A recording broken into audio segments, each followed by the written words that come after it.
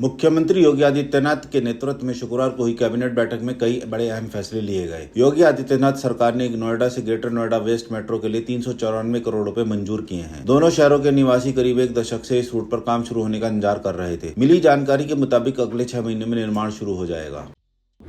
Yamuna expressway औद्योगिक विकास प्राधिकरण के विशेष कार्यकारी अधिकारी शैलेंद्र कुमार भाटे को पदोन्नति दी गई है। उत्तर प्रदेश सरकार के नियुक्त अनुभाग ने उन्हें 37,400 से 67,000 वेतनमान और 7,800 के ग्रेड पर नई नियुक्ति दी है। इससे शैलेंद्र कुमार भाटे का पीसीएस से आईएएस बनने का रास्ता साफ हो गया है। नोएडा प्राधिकरण में बड़ा बदलाव देखने को मिला है। सीईओ डॉक्टर लोकेश एम ने एक अहम कदम उठाते हुए सभी बागवानी कर्मचारियों की उपस्थिति फेस ऐप के जरिए दर्ज करने का आदेश जारी किया है। इस नई व्यवस्था के तहत पारदर्शी और डिजिटल तरीके से कर्मचारियों की उपस्थिति दर्ज की जाएगी।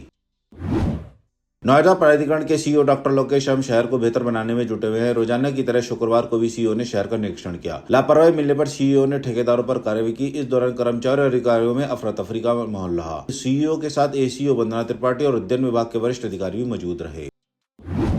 सरकार समर्थित bad loan aggregator company national asset reconstruction company limited ने जयप्रकाश एसोसिएट के 54,000 करोड़ रुपए के कर्ज को खरीदने के लिए अपनी पेशकश बढ़ा दी है। एनएआरसीएल ने अपनी नई पेशकश में 12,000 करोड़ रुपए की पेशकश की है। पेशकश ऐसे समय की गई जब कंपनी की दिवालियापन में प्रवेश के खिलाफ अपील राष्ट्रीय कंपनी कानून अपील न्यायाधिकरण के समक्ष लंबित है। नोएडा प्राधिकरण कार्यालय में एक बैठक आयोजित की गई, जिसमें नोएडा विलेज रेजिडेंट्स एसोसिएशन का एक प्रतिनिधिमंडल डीजीएम सिविल विजय रावल से मिला। बैठक में स्थानीय गांवों की विभिन्न समस्याओं पर विस्तार से चर्चा की गई। नोएडा की सॉफ्टवेयर कंपनी फाराई को बेंगलुरु में आयोजित एक कार्यक्रम में वेल्थ गुरु इंडिया फ्यूचर यूनिकॉर्न अवार्ड से सम्मानित किया गया। यह अवार्ड लॉजिस्टिक्स सेक्टर में बेहतरीन योगदान के लिए दिया गया है। फाराई के संस्थापक गौतम कुमार ने बताया कि उनकी कंपनी लॉजिस्टिक्स सेंटर से जुड़ी कंपनियों के लिए सॉफ्टवेयर बनाती है। उनके सॉफ्टवेयर का इस्तेमाल देश विदेश की कई दिग्गज लॉजिस्टिक कंपनियां करती हैं। नोएडा की सेक्टर 126 थाना पुलिस ने एक शातिर को गिरफ्तार किया है, जो बड़े ही शातिर तरीके से घरों और पीजी में चोरी की वारदातों को अंजाम देता था। पुलिस ने आरोपी को पुष्टा रोड स्थित हेरिटेज नर्सरी के पास से पकड़ा और उसके पास से चोरी के 3 लैपटॉप और 7 मोबाइल फोन बरामद किए हैं। गिरफ्तार आरोपी अब तक 80 से ज्यादा लैपटॉप और 150 से ज्यादा मोबाइल फोन चोरी करके बेच चुका है। पुलिस आरोपी से उसके अन्य साथियों के बारे में जानकारी हासिल करने की कोशिश कर रही है।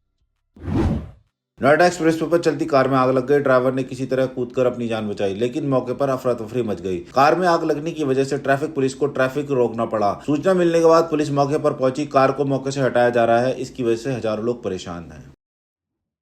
गौतम बुद्ध नगर में एनसीओआरडी की जिला स्तरीय समिति ने नॉलेज पार्क 2 स्थित Kailash institute of paramedical sciences में नशा मुक्ति अभियान के तहत कार्यशाला का आयोजन किया। इस कार्यशाला में छात्रों ने स्वास्थ्य, नशा मुक्त भारत अभियान, तंबाकू और नशा नियंत्रण पर खुली चर्चा की। छात्रों को नशे के दुष्प्रभावों के बारे में जागरूक करते हुए अभियान का उद्देश्य समझाया गया। इस कार्यक्रम में आबकारी विभाग और नारकोटिक्स विभाग के अधिकारियों समेत कई विभागों के अधिकारियों ने हिस्सा लिया। गाजियाबाद प्राधिकरण ने नेशनल हाईवे 9 से क्रॉसिंग रिपब्लिक होते हुए शाहबेरी तक सड़क को चौड़ा करने का फैसला किया है। इसको लेकर गाजियाबाद विकास प्राधिकरण में विवाद भूमि धारक और बिल्डर प्रतिनिधि के बीच में बैठक हुई। बैठक के दौरान समस्या का जल्द समाधान करने के निर्देश दिए गए। यूपी सरकार के नए कानून के 2 महीने बाद भी नोएडा में ऊंची इमारतों में स्थित 80,000 से अधिक लिफ्टों का पंजीकरण शून्य पर है। यह चिंताजनक स्थिति अब सामने आई है, जब इस साल लिफ्ट दुर्घटनाओं में वृद्धि देखी गई। यह जानकारी गुरुवार को जिलाधिकारी मनीष वर्मा ने दी। दिल्ली और एनसीआर में हवा की हालत बेहद खराब बनी हुई है, जिसके चलते लोग जहरीली हवा में सांस लेने को मजबूर हैं। इसका असर न सिर्फ सेहत पर बल्कि पूरे जनजीवन पर पड़ रहा है। एनसीआर में शुक्रवार सुबह की शुरुआत कोहरे और धुएं के साथ हुई, जिसके चलते विजिबिलिटी बेहद कम हो गई। केंद्रीय प्रदूषण नियंत्रण बोर्ड के मुताबिक शुक्रवार सुबह दिल्ली का AQI 371 पर पहुंच गया। इस समय मुख्य प्रदूषक पार्टिकुलेट मैटर 2.5 रहा, जो लोगों के स्वास्थ्य के लिए गंभीर खतरा बनना है। एक्सप्रेसवे थाना पुलिस के साथ शनिवार सुबह हुई मुठभेड़ में बाइक सवार 2 बदमाश पकड़े गए। पुलिस के मुताबिक ये बदमाश बाइक पर सवार होकर शहर में चेन और मोबाइल लूट रहे थे। इनमें से एक के पैर में गोली लगी है। एक को पुलिस ने घेर कर पकड़ लिया। आरोपी की पहचान नितिन निवासी गाजियाबाद, मोहन निवासी बागपत के रूप में हुई है। एडीसीपी नोएडा मनीष मिश्रा ने पुलिस कार्रवाई की जानकारी दी। एडीसीपी ने बताया कि नितिन पर पहले से अलग अलग थानों में 9 मुकदमे दर्ज हैं। अन्य तथ्यों की जाँच की जा रही है। नोएडा से ग्रेनो वेस्ट रूट पर चलने वाली एक्वा मेट्रो लाइन की संशोधित डिटेल प्रोजेक्ट रिपोर्ट को शुक्रवार को कैबिनेट की मंजूरी मिल गई। ग्रेटर नोएडा की सेक्टर 51 मेट्रो स्टेशन से नॉलेज पार्क 5 तक यातायात सुगम बनाने के लिए मुख्यमंत्री की अध्यक्षता में शुक्रवार को हुई बैठक में सरकार ने यह फैसला किया।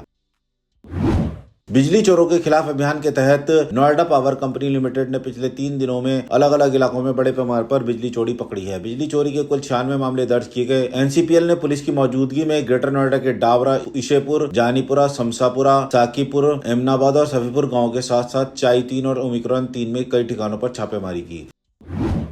गौतम बुद्ध नगर पूरी दुनिया के लिए निवेश का हब बन चुका है। कोरिया, जापान, अमेरिका, चीन समेत कई देशों की कंपनियां जिले में निवेश कर चुकी हैं। इस सूची में एक और नाम जुड़ने जा रहा है, वह यूरोपियन देश ऑस्ट्रिया का। ऑस्ट्रिया ने उत्तर प्रदेश में पर्यटन, स्टार्टअप और तकनीक के क्षेत्र में निवेश की इच्छा जताई है। ऑस्ट्रिया के टायरल इकोनॉमिक चैम्बर के उपाध्यक्ष मैनफ्रेड प्लेजर के नेतृत्व में 24 सदस्यीय प्रतिनिधिमंडल 3 दिवसीय भारत यात्रा के तहत बेंगलुरु के बाद गुरुवार को ग्रेटर नोएडा पहुंचा। प्रतिनिधिमंडल ने उत्तर प्रदेश में निवेश की संभावनाएं तलाशी। गौतम बुद्ध नगर जिले की सभी नगरपालिका और नगर पंचायतों के खुलने और बंद होने का समय शुक्रवार से बदल गया है। इस संबंध में जिलाधिकारी मनीष कुमार वर्मा ने पत्र जारी किया है। उन्होंने संबंधित विभाग के अधिकारियों और कर्मचारियों को निर्धारित समय पर कार्यालय पहुंचने के लिए निर्देश दिए हैं। नोएडा के थाना एक्सप्रेसवे क्षेत्र के मंगरौली गांव में एक युवक ने अवैध संबंधों के चलते अपने चचेरे भाई की चाकू घोंपकर हत्या कर दी। घटना की सूचना मिलने पर पुलिस मौके पर पहुंची और शव को कब्जे में लेकर पोस्टमार्टम के लिए भेज दिया। मामले की जांच में पता चला कि आरोपी का मृतक की पत्नी से संबंध था। पुलिस ने इस हत्याकांड में एक नाबालिग आरोपी को गिरफ्तार किया है। घटना का खुलासा सीसीटीवी फुटेज की मदद से हुआ। सेक्टर 113 थाना पुलिस ने सेक्टर 117 में चल रहे एक फर्जी कॉल सेंटर का पर्दाफाश किया है। इस कॉल सेंटर में विदेशी नागरिकों को ठगा जा रहा था। कॉल सेंटर से 11 लोगों को गिरफ्तार किया गया। इनमें 4 लड़के और 7 लड़के शामिल हैं। इस दौरान कॉल सेंटर से 19 laptop, 20 mobile phone, 3 headphone, 5 SIM card, 1 wifi router, D-Link 1, 1 TP-Link समेत अन्य उपकरण बरामद किए गए हैं। इस कॉल सेंटर का मास्टरमाइंड देहरादून में भी इस रैकेट को चला चुका है।